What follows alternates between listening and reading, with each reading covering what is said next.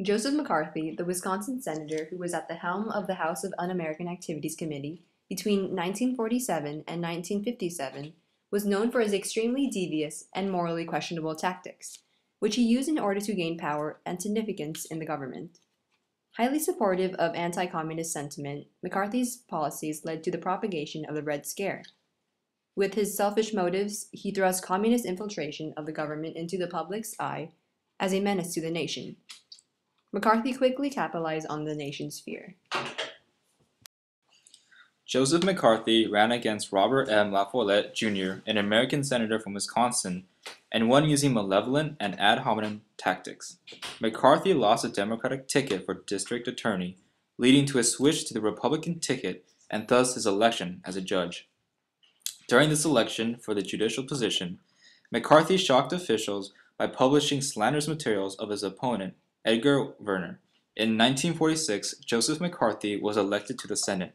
To win this election, McCarthy accused La Follette of profiteering from the war and then juxtaposed this alleged immoral action with McCarthy's own patriotic service. La Follette was so disturbed by the campaign that he later committed suicide. On his first day in office, McCarthy radically proposed that striking coal miners be drafted into the military. If they refused to mine for coal, they were to be court-martialed for defiance and then executed for their crime, an act which foreshadowed his later radical policies. In a speech given at Wheeling, West Virginia on February 9, 1950, McCarthy took a priest's advice and held up a piece of paper. He announced that on it were the names of 205 known communists working for the nation's State Department.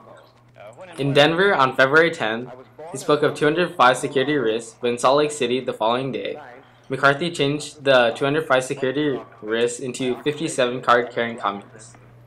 He also verbally attacked Secretary of State Dean Acheson for being a pompous diplomat in striped pants. These inconsistent statements and aggressive attacks eventually raised suspicions about McCarthy's motives and allegations.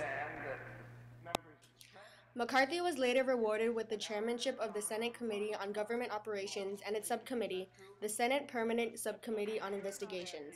McCarthy began to receive information from Federal Bureau of Investigation head J. Edgar Hoover. He identified Johns Hopkins University Professor Owen Lattimore as the #1 Soviet spy in America.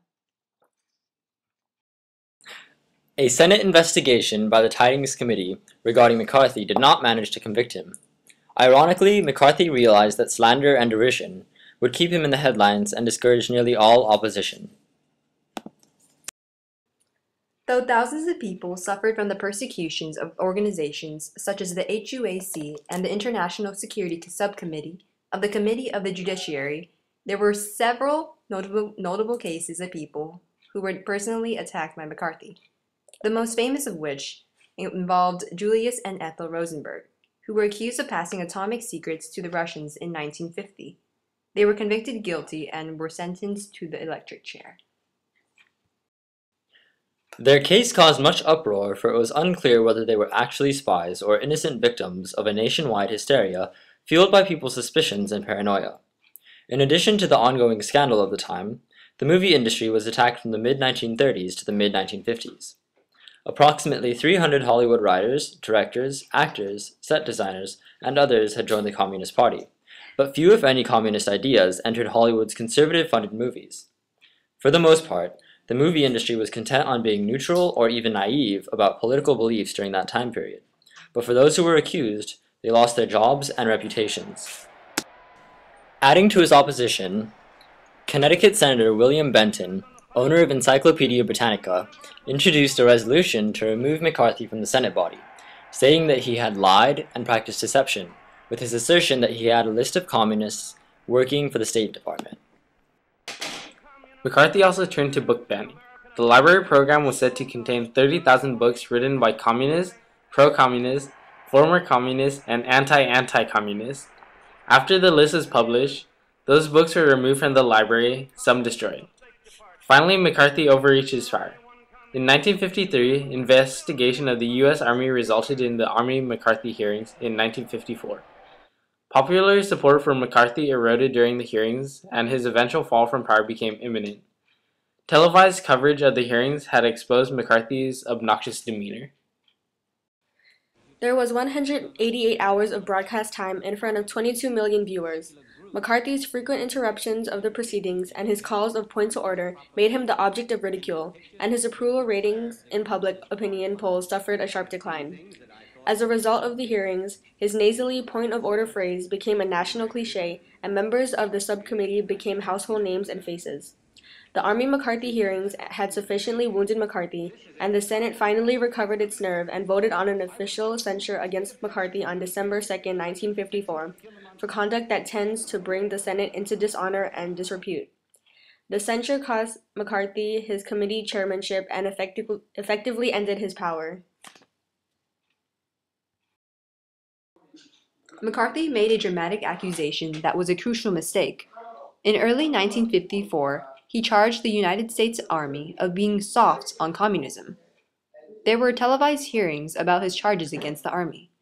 During the hearings, he constantly interrupted with irrelevant questions and asides, and he yelled point of order whenever testimony was not to his liking.